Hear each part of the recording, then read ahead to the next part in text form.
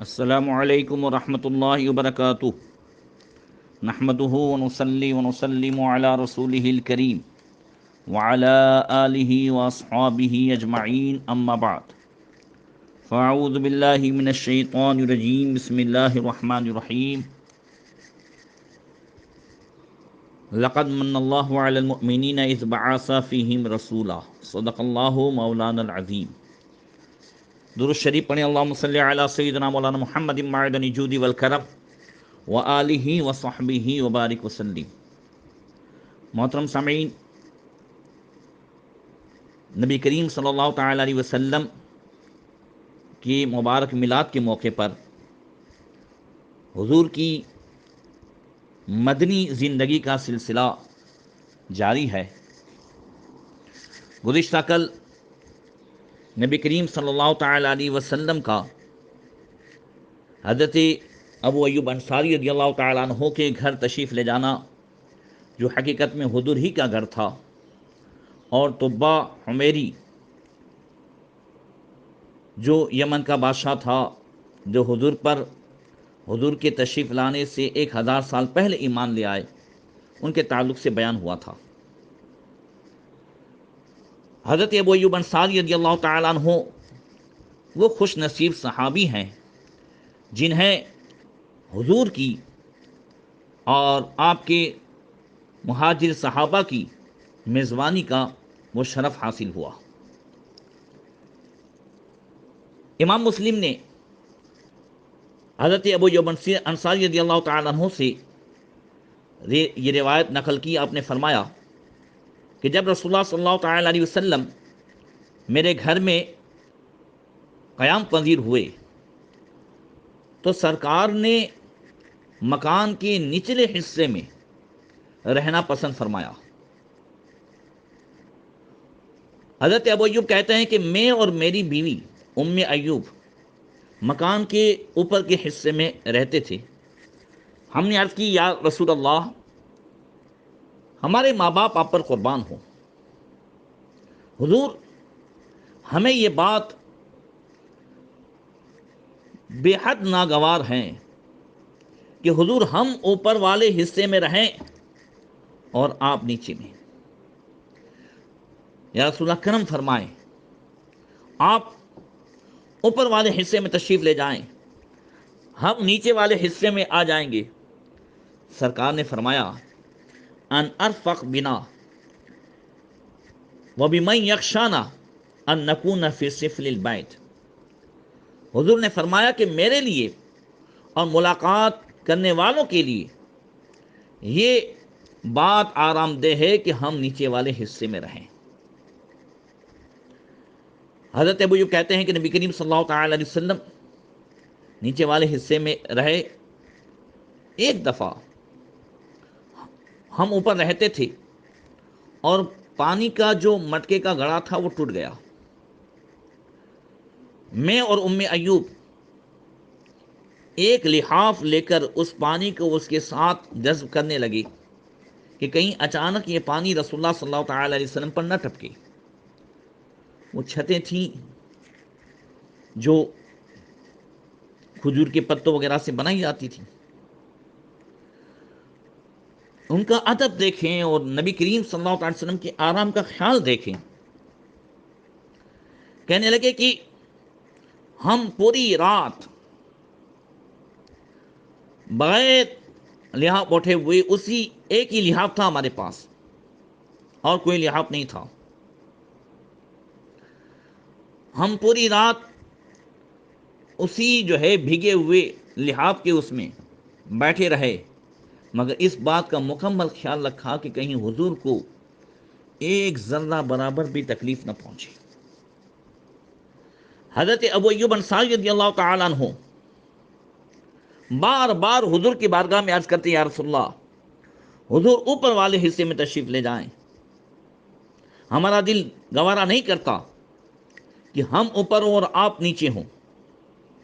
چنانچہ ان کے شدید اصرار پر اللہ کے رسول صلی اللہ تعالی علیہ وسلم اوپر والے حصے میں تشریف لے گئے، اور حضرت ابو ایوب اپنے پوری فیملی کے ساتھ نیچے والے حصے میں آ گئے۔ یہ ہے صحابہ کرام کا ادب۔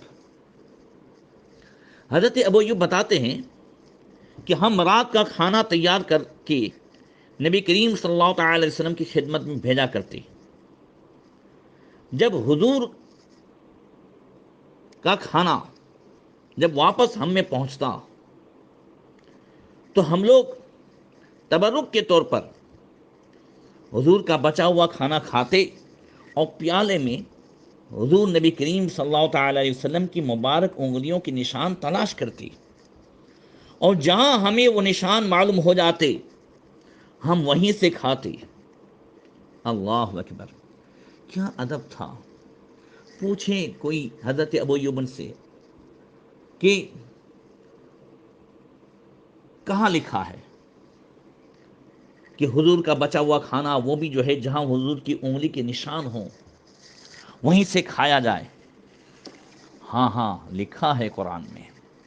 اللہ فرماتا وَتُعَزِّرُهُ وَتُوَقِّرُهُ، میرے محبوب کی خوب تعظیم و توقیر کرو۔ یہ صحابہ کرام رضوان اللہ تعالی علیہم اجمعین کوئی بدعت نہیں کرتے تھے یا کوئی ایسا کام نہیں کرتے تھے، حرام کام نہیں کرتے تھے، عین قرآن کے مطابق کرتے تھے۔ اور ادب، تعظیم، توقیر کا حکم جب قرآن نے دے دیا ہے تب اس کے بعد اس کے لیے دلیلیں مانگنا یہ منافقوں کی نشانی ہے۔ میں انشاءاللہ تفصیل سے منافقوں کے بارے میں بتاؤں گا۔ حضرت ابو ایوب انصاری رضی اللہ تعالیٰ عنہ کہتے ہیں کہ ایک دن ہم نے رات کا کھانا پکا کر حضور کی بارگاہ میں بھیجا، جس کھانے میں پیاز اور لہسن تھا۔ سرکار نے اس کھانے کو ہماری طرف لوٹا دیا۔ ہم نے دیکھا کہ حضور کی مبارک انگلیوں کا نشان پورے کھانے میں کہیں بھی نہیں تھا۔ حضرت ابو ایوب انصاری کہتے ہیں میں گھبرایا ہوا سرکار کی خدمت میں حاضر ہوا، عرض کی یا رسول اللہ، ہمارے ماں باپ آپ پر قربان ہو، حضور آپ نے ہمارا کھانا واپس کر دیا اور میں نے پورے کھانے میں کہیں بھی حضور کے مبارک ہاتھوں کے نشان نہیں دیکھے۔ سرکار نے فرمایا مجھے اس کھانے میں بو آ گئی تھی، اور میں وہ شخص ہوں جو اپنے رب سے باتیں کرتا ہوں، لیکن تم اسے کھاؤ، تمہارے لیے جائز ہے۔ حضرت ابو ایوب انصاری رضی اللہ تعالیٰ عنہ کہتے ہیں اس دن کے بعد ہم نے کبھی بھی کھانے میں پیاز اور لہسن کا استعمال نہیں کیا۔ اللہ اکبر، کیا ادب تھا! سبحان اللہ۔ حضرت زید بن ثابت رضی اللہ تعالیٰ عنہ روایت کرتے ہیں کہ نبی کریم صلی اللہ تعالیٰ علیہ وسلم نے جب حضرت ابو ایوب انصاری رضی اللہ تعالیٰ عنہ کے مبارک گھر کو رونق بخشی تو سب سے پہلا تحفہ میں لے کر حضور کی خدمت میں حاضر ہوا۔ یہ تحفہ کیا تھا؟ فرماتے ہیں ایک پیالہ تھا جس میں سرید تھی جو گیہوں کے آٹے، گھی اور دودھ سے تیار کی گئی تھی۔ میں نے یہ پیالہ حضور کی خدمت میں پیش کیا اور عرض کی یا رسول اللہ، یہ سرید کا پیالہ میری ماں نے حضور کی خدمت میں بھیجا ہے۔ حضور نے فرمایا بارک اللہ فیہا، اللہ تعالیٰ اس میں برکت عطا فرمائے۔ حضور نے اپنے صحابہ کو بلایا، سب نے مل کر اسے کھایا۔ کہتے ہیں حضرت زید بن ثابت، میں ابھی واپس دروازے تک پہنچا تھا کہ حضرت سعد بن عبادہ کی طرف سے ان کا ایک غلام ایک پیالہ بھرا ہوا سر پر اٹھائے ہوئے آ پہنچا۔ یہ پیالہ کپڑے سے ڈھکا ہوا تھا۔ میں اسے دیکھ کر دروازے پر رک گیا اور وہ کپڑا اٹھا کر دیکھا تو مجھے اس میں بھی سرید نظر آئی، مگر اس سرید میں کیا تھا؟ روٹی کے ٹکڑے اور اوپر گوشت والی ہڈیاں رکھی تھیں۔ حضرت سعد کا غلام اس پیالے کو لے کر حضور کی خدمت میں پہنچ گیا۔ حضرت زید بن ثابت کہتے ہیں ہم بنو مالک بن نجار کے محلے میں تھے۔ ہر رات 3-4 آدمی نبی کریم صلی اللہ تعالی وسلم کے گھر کی ڈیوڑی پر دروازے پر کھانا اٹھائے ہوئے حاضر ہو جاتے۔ ان لوگوں نے باریاں مقرر کی ہوئی تھی۔ ہر آدمی اپنی باری پر کھانا پکوا کر لے آتا، یہاں تک کہ تقریباً 7 مہینے کے بعد نبی کریم صلی اللہ تعالی وسلم اپنے نئے تعمیر شدہ حجروں میں تشریف لے گئے۔ یہاں بھی ان حجروں میں بھی سعد بن عبادہ کی طرف سے ایک بڑا پیالہ دن کے وقت، اور حضرت اسعد بن زرارہ کی طرف سے ایک بڑا پیالہ ہر رات کو بھیجا جاتا۔ حضرت ام ایوب سے کسی نے پوچھا، سرکار کی شان دیکھیں کہ رحمت عالم صلی اللہ تعالی علیہ وسلم کو کون سا کھانا زیادہ پسند تھا؟ پوچھنے والے نے کہا کہ آپ کو اس کا علم بخوبی ہوگا، کیونکہ نبی کریم صلی اللہ علیہ وسلم آپ کے گھر کافی عرصے رہے۔ حضرت ام ایوب نے جواب دیا کہ میں نے کبھی نہیں دیکھا کہ حضور نے کوئی خاص کھانا پکانے کا حکم دیا ہو، اور نہ کبھی میں نے یہ دیکھا جو کھانا حضور کی خدمت میں پیش کیا گیا اس میں حضور نے کبھی کوئی عیب نکالا ہو۔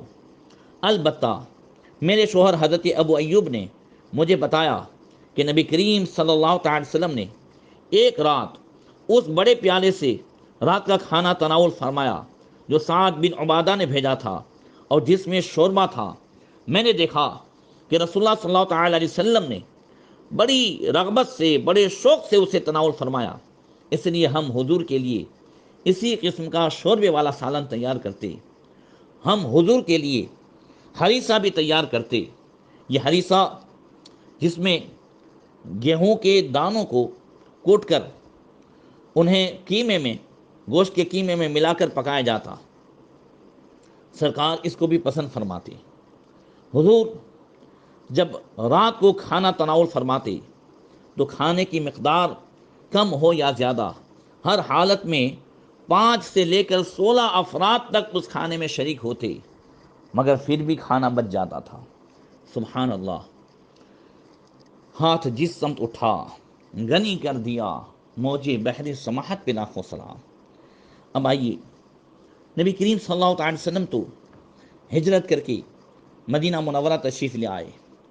اکثر صحابہ مکہ شریف سے مدینہ شریف آ گئے، مگر کچھ کمزور رہ گئے، کچھ بوڑھے، کچھ بیمار، مگر ان کی بھی یہی کوشش تھی کہ کسی بھی صورت میں ہم چل کر کے حضور کی بارگاہ میں پہنچ جائیں۔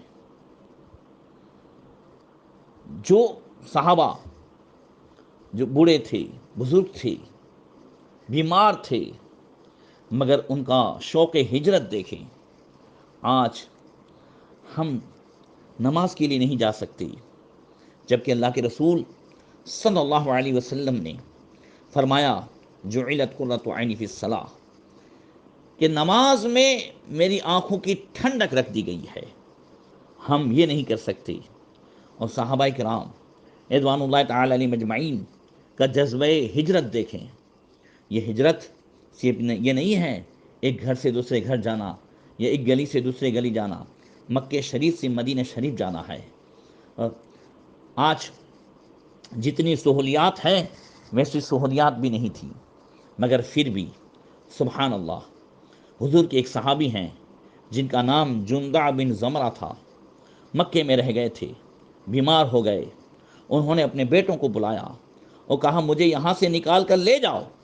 بچوں نے پوچھا الی آئینہ، یعنی ہم اس حالت میں آپ کو کہاں لے جائے؟ فأومہ بیدی نحو المدینہ، زبان میں تو بولنے کی طاقت نہیں تھی، اپنے ہاتھوں سے مدینے کی طرف اشارہ کیا۔ اللہ اکبر۔ ان بیٹوں نے اپنے بیمار باپ کی چارپائی اٹھائی۔ ابھی وہ قبیلے بنو غفار کے تالاب تک پہنچے تھے، جو مکے سے صرف 10 میل، تقریباً 15 کلومیٹر کی دوری پر ہے، اور ان کا انتقال ہو گیا، حضرت جندع بن زمرہ کا۔ اللہ اکبر۔ اللہ تعالیٰ کو اپنے محبوب کی اس جانثار کی یہ ادا ایسی پسند آئی کہ قرآن پاک کی یہ آیت نازل فرمائی، وَمَن يَخْرُجْ مِن بَيْتِهِ مُهَاجِرًا إِلَى اللَّهِ وَرَسُولِهِ ثُمَّ يُدْرِكُ الْمَوْتَ فَقَدْ وَقَعَ أَجْرُهُ عَلَى اللَّهِ، یعنی جو شخص اپنے گھر سے نکلتا ہے تاکہ اللہ اس کے رسول کی طرف ہجرت کر کے جائے، پھر اسے راستے میں موت آ لے تو اس کا ثواب اللہ تبارک و تعالیٰ کی ذمہ کرم پر واجب ہو جاتا ہے، یعنی اللہ تعالیٰ اپنے ذمہ کرم پر کر لیتا۔ سبحان اللہ۔ یہ صحابہ کرام رضوان اللہ تعالیٰ علیہ مجمعین کا وہ شوق ہجرت تھا۔ ایک بات یہاں پر وہ عقیدے کی کر لوں کہ دیکھیے صحابہ کرام رضوان اللہ تعالیٰ علیہ مجمعین نے ہجرت کر لی، حضور نے ہجرت کر لی۔ اس کے بعد مکہ شریف میں جو لوگ جان بوجھ کے رہ گئے وطن کی محبت میں یا اپنی جائیداد کی محبت میں، یہ مکہ شریف میں اب رہنا حرام۔ حضور کی ہجرت کے بعد سے لے کر فتح مکہ تک اب ہجرت فرض۔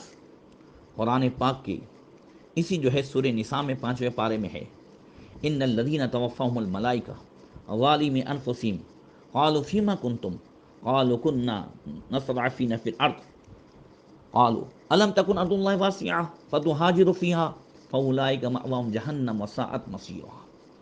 اللہ فرماتا ہے ان الذین توفاهم الملائکہ، جنہیں ظالم انفسہم، جو اپنی جانوں پر ظلم کرتے تھے، جو ہجرت کر کے مکے سے نہیں گئے،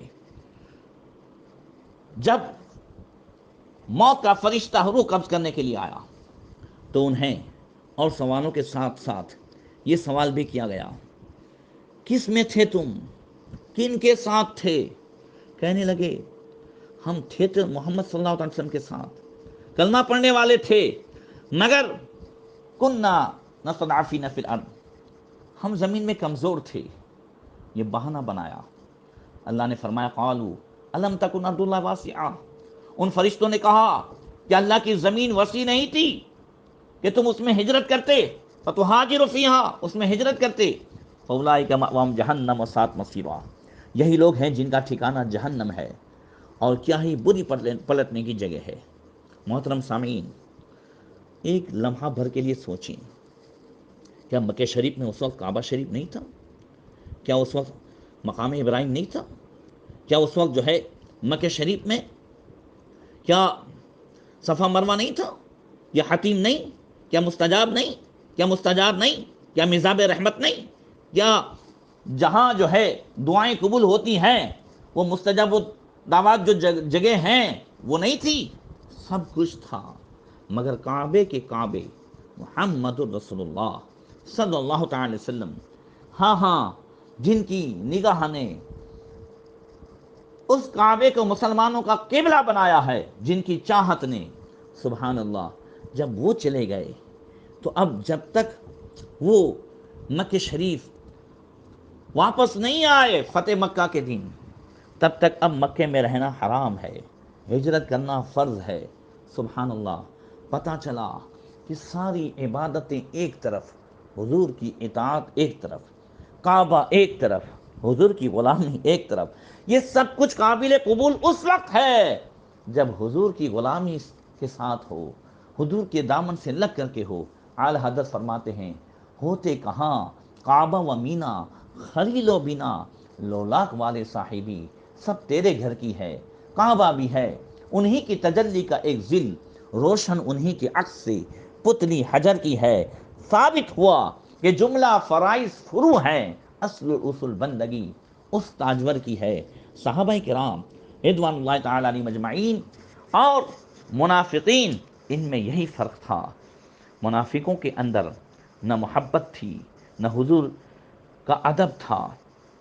آؤ جب اللہ کے رسول صلی اللہ تعالی علیہ وسلم مدینہ منورہ تشریف لائے اور حضور جو ہے، جیسا کہ میں نے پہلے بتایا تھا کہ مختلف قبیلوں کے پاس سے گزرتے گزرتے قبیلے بنو نجار کے اس میں پہنچے تھے، جہاں حضور کی مبارک اونٹنی رک گئی تھی۔ اس سے پہلے جب حضور مختلف قبیلوں کے پاس سے گزرتے ہوئے نبی کریم صلی اللہ علیہ وسلم کا گزر عبداللہ بن ابی بن سلول کے مکان کے پاس سے گزرا۔ یہ قبیلے خزرج کا سردار تھا۔ میں نے پہلے بتایا تھا یہ اوس و خزرج، یہ مشرکین کے دو قبیلے تھے جو بعد میں انصار کے مبارک لقب سے مشہور ہوئے، جو ایمان لے آئے۔ یہ قبیلے خزرج کا سردار تھا۔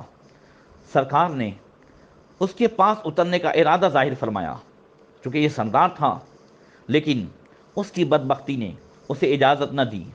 اور اس بد نصیب نے کہا، عبداللہ بن ابی جو منافقوں کا سردار تھا، کیا کہتا ہے؟ اذهب الى الذين دعوك وانزل عليهم، آپ ان کے پاس جائیے جنہوں نے آپ کو بلا بھیجا ہے، اور ان کے یہاں ٹھہرا کیجیے۔ اس کے اس جواب سے سرکار کو بہت تکلیف ہوئی، تو سعد بن عبادہ نے عرض کی، یا رسول اللہ، اس کی بات سے حضور غمگین نہ ہو، اس کی ایک خاص وجہ ہے جو یہ چیڑا ہوا ہے۔ بات یہ ہے کہ ہم نے قبیلے اوس و خزرج دونوں قبیلوں نے متفق طور سے عبداللہ بن ابی کو اپنا بادشاہ بنانے کا پروگرام بنایا تھا، اور سنار کے پاس اس کے لیے سونیری تاج بھی بن گیا تھا۔ اچانک اللہ تعالیٰ نے ہم پر احسان فرمایا، حضور یہاں تشریف لائے، اور اس کی ساری بادشاہی دھری کی دھری رہ گئی، اس کی ساری امیدیں خاک میں مل گئی، اس لیے یہ غم و غصے سے پیچ و تاب کھاتا رہتا ہے، اور ایسی نازیبا گفتگو اس کی زبان سے صادر ہوتی رہتی ہے۔ اللہ اکبر! یہی منافقوں کا سردار ہوا۔